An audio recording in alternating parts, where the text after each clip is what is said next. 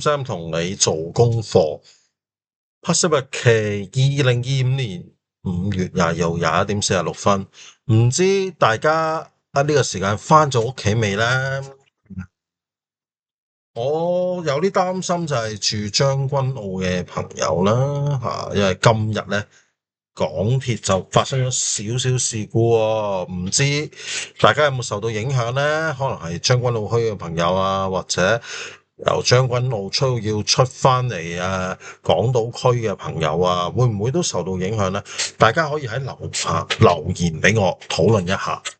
咁今集嘅主題呢，亦都係啦，就係想講一講港鐵今次嘅事件。因為基於上次嘅一啲分析呢，我會請埋阿豆包，因為呢比較咗幾個 AI，我覺得豆包呢佢比較靠譜。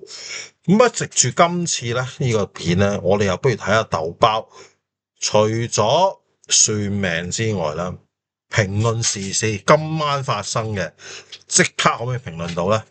大家記得密切留意啦。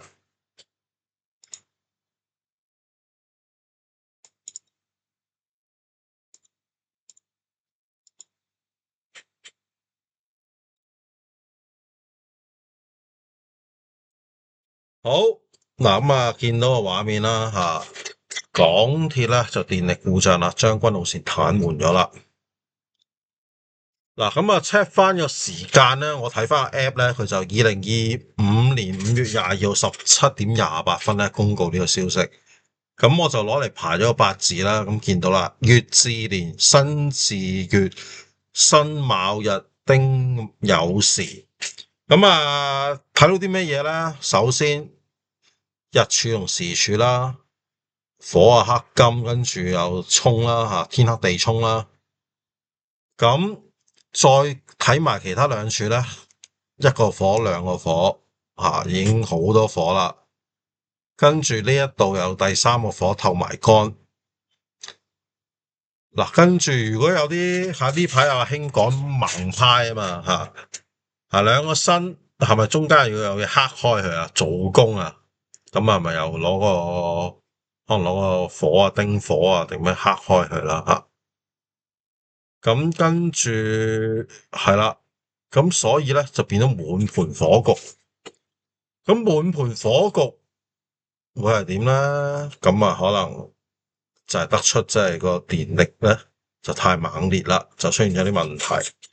咁當然呢個係我嘅講法啦。阿豆包係咪咁講咧？我哋落去下一頁啊。咁我咧就問佢啦，因為經過上次嘅經驗啦，你擺個日子落去咧，可能未必咁準。咁唔緊要，我幫佢排個八字。乙巳年、辛巳月、辛卯日、丁酉時。問一問阿豆包。咁講啲基本信息啦，年柱就係乙巳年啦，立陰咧就係佛燈火啦月為陰木，時為陰火，咁樣啦，火勢較旺啦我唔逐隻字讀啦。月柱啦，咁辛巳月啦咁火勢更盛，哇幾犀利啊！日柱就辛卯日。嗱，咁感情比較複雜啦又有桃花劫啦時柱丁酉時，咁立陰三下火啦六神受制喎酉咧就係金嘅六啦，咁頭先講過卯酉沖咁可能俾人受制，咁會唔會影響到啲經濟咧？咁樣初步咁睇啦，我唔逐隻字讀啦。如果大家想我逐隻字咧，我可能又請翻電腦先生出嚟，不過唔知大家中唔中意啊？咁可以留言俾我，中唔中意都可以留言俾我。我哋想唔想大家又聽電腦先生？哇，咁我全套片都 AI 就係啦，豆包整完就俾阿電腦先生讀啦。我唔知大家中唔中意啊？好啦，跟住繼續咧，咪五行旺衰啦。咁八字中咧火力量好大年柱月柱辛巳，地支雙巳火又有丁火透出，火勢炎炎咁木亦都旺盛啦，年柱有月木啦，日柱卯木啦，金相對弱啦，咁月柱辛金，日干辛金咧，咁就得力於呢個酉時，咁但係處於呢個火旺嘅環境咧，金氣咧就被克蝕啦，咁啊自中就冇水啦，冇土啦，五行唔夠平衡，咁港鐵係屬咩嘢咧？我就覺得可能同金屬啊或者水嗰啲有關嘅，係啦，因為不斷流動啦，又係啲車廂喺路軌用鐵做啦，呢個我睇法，唔係豆包睇法啊，咁大家睇下有冇咩意見可以留言討論。好啦，咁因為咧頭先就排咗個八字啊，咁但係其實我唔係想分析呢一刻出世嘅 BB 仔嘅咩運啊嘛，咁其實係一個時空卦嘅，咁所以我又問阿豆包啦，如果用一個時空卦角度去睇又點啊？嗱，咁我簡化咗佢答案嘅，咁佢將四柱咧化為咗啲卦象啦，月字就雷火風啦，辛字咧就澤火革啦，辛卯咧就係澤雷隨啦，丁酉咧就係火澤貴啦，咁你見到咧，即係我當你唔知啲卦係咩嘢啊，你都起碼見到三個火字啦，咁綜合嚟睇咧，從個時空卦嘅角度嚟睇咧，命主嘅人生咧，可能咧會經歷初次咧成大發展，中間咧就開始變革啦，咁啊再到日常生活咧隨和應對啦，咁最後咧就係某些關鍵時候咧可以面對一些臨時發生嘅一些睽違嘅矛盾過程啦。咁當然啦，呢啲只係一個基於時空卦嘅理論啦，咁僅供參考嘅。唔完全代表一個人嘅命運，咁正確啊！我都唔係想去算一個人嘅命運，即係唔會話嗰一刻有 BB 仔出世，我唔係分析呢樣嘢啊，我分析個時空嘅。咁啊，大家講咗好似似是而非咁啊。好啦，咁咧不如講翻啲實際啲啦。我淨係問豆包，港鐵喺上述時間咧，其實出現咗個電力故障，令到將軍澳線停駛，咁你有咩見解啊？哇，咁好犀利啦！佢又做咗好多個角度分析。首先咧，對乘客嘅影響，出人受阻啦，故障發生咧喺下班高峰期啊，佢好叻喎，真係知道喎，知道時間下班高峰期喎。咁咧令到大量乘客出行咧帶嚟不便啦，導致佢哋咧無法按時回家或者去其他目的地啦，咁增加乘客咧喺路途上嘅時間成本啦，同埋精神壓力啊。咁啊，信息嘅獲取啦，咁喺故障發生之後咧，港鐵需要及時準確地向乘客轉達一個信息，包括咧故障嘅原因啊、預計修復時間啊、替代嘅出行等等啊，令到乘客咧能夠作出合理嘅決策。咁咧，如選擇嘅其他交通嘅方式咧，或者要耐心等待。呢度是細咗。唔緊要啦，好啦，咁啊仲有對港鐵公司嘅影響啦，咁啊有營運壓力啦，因為咧故障發生之後咧，咁港鐵咧需要迅速去調動人手啊，同埋一啲維修人員啦，同埋資源咧去搶修啦，咁同時咧亦都要咧安排工作人員啦喺各個嘅車站維持秩序啦，引導乘客啦，咁呢個對港鐵嘅營運啦，營運管理。同埋人力調配咧，咁啊係一個考驗嚟嘅。咁啊，公司嘅形象頻繁嗱，佢又知，雖然我淨係問佢一次嘅，原來佢知道頻繁啊嘅故障咧，令到乘客咧對港鐵嘅服務質量咧同埋可靠性咧有一個質疑啦，產生一個質疑。咁影響咗港鐵喺公眾心目中嘅形象啦。咁根據港鐵現行嘅服務表現安排同埋經優化嘅服務表現回贈安排咧，咁就喺引起延誤長達31分鐘之後咧，港鐵咧就會被處罰罰款啦。咁亦都會咧對公司嘅經濟同埋利益咧造成一定嘅損失。我呢個豆包幾犀利嘅，連呢啲都可以揾到埋綜合到出嚟。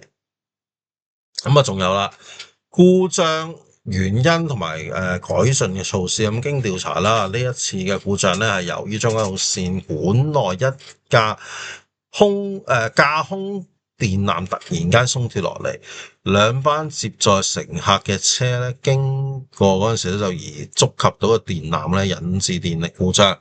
咁港鐵咧就應加強咧對鐵路設施嘅日常檢查同埋維護啦，提高檢查頻率同埋精準度，咁同埋咧及時發現同埋更換老化損壞嘅設備啊、部件啊，例如係一啲架空電纜等等啦。同時咧，亦都需要進一步完善咧應急嘅方案啦，提高咧應對突發嘅故障嘅能力啦，減少咧故障對服務嘅影響時間。咁幾好啊 recommendation 都有埋喎，幾犀利啊豆包！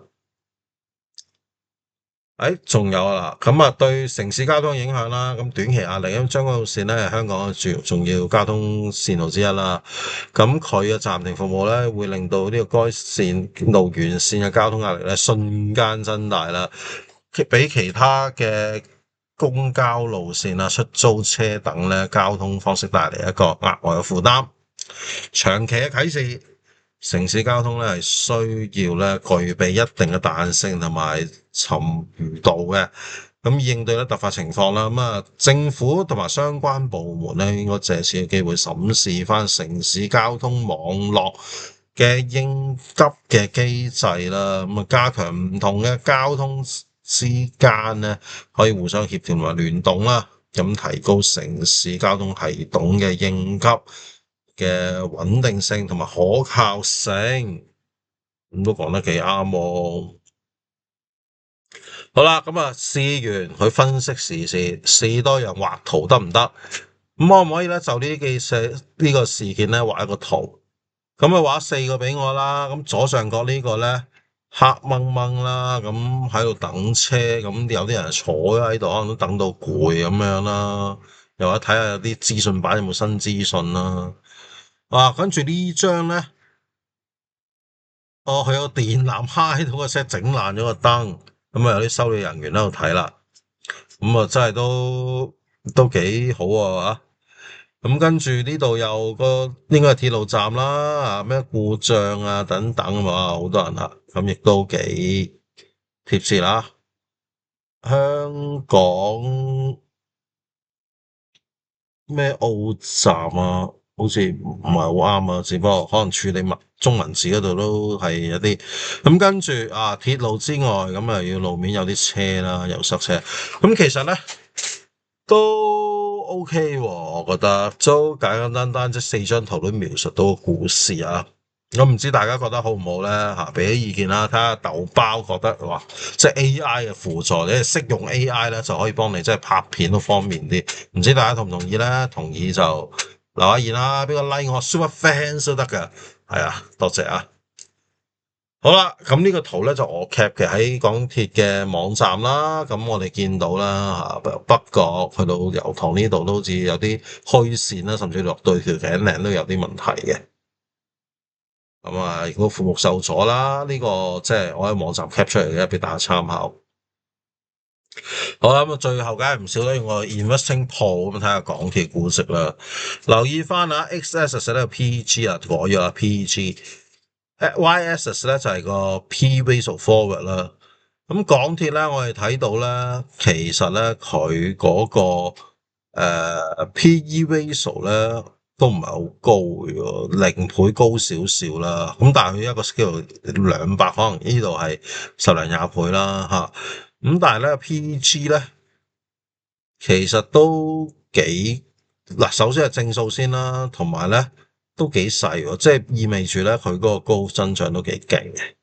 咁啊，同場加映有一隻62內熱再通啦，做九巴嘅，咁你睇下佢啦。即係根據呢幅圖咧，佢就 P/E 係負數啦，PEG 又係負數嘅，咁所以睇下港鐵真係幾大間噶，咁無可厚非啦 ，market leader，咁但係服務質素唔好，咁會唔會令到62啊，或者306啊呢啲多生意咧？但係始終香港市場都係港鐵主導啦，咁希望真係港鐵方面都可以盡快收復翻啦，咁亦都希望各位將軍澳啊或者港島區嘅街坊即係出入平安啦，希望真係都可以盡快翻到屋企休息休息，食飯就食飯啦吓。好，咁今集就大概講到呢度啦。咁唔知大家覺得豆包幫我 gen 啲 content 好唔好咧？大家覺得吸唔吸引咧？可以留個言俾我啊，即係大家討論下啦。又或者去整幅圖，大家覺得靚唔靚啊？又討論下啦，咁好啦，咁今集到呢度先啦。我利益申報下，我係香港證監會持牌人士，就冇持有上述嘅股份嘅。好啦，落 ending。咁你支持你我動力啦，咁希望大家繼續支持我呢個 YouTube channel。Sam 同你做功課啦，咁啊記得 CLS 啊，comment like and share 同埋 subscribe。咁啊，如果情況許可，可以 scan 下啲 QR code 支持下我啦，各大社交平台都揾到我嘅。好啦，咁今集係咁先啦，講到呢度，咁希望大家多多留言，多多交流。我哋下次再見，拜拜。